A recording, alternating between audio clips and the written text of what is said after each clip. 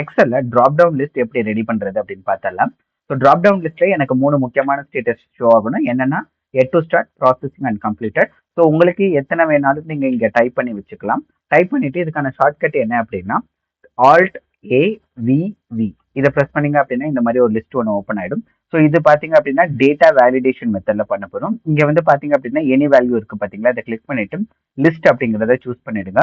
இந்த இடத்துல சோர்ஸ் இருக்கு பாத்தீங்களா, சோர்ஸை கிளிக் பண்ணிட்டு ஸோ உங்களுக்கு எந்தெந்த செல்லில் நீங்கள் ஆல்ரெடி ஸ்டேட்டஸ் என்டர் பண்ணியிருக்கீங்களோ அது எல்லாமே செலக்ட் பண்ணிடணும். எனக்கு 3 செல், ஸோ 3மே செலக்ட் பண்ணுறேன்.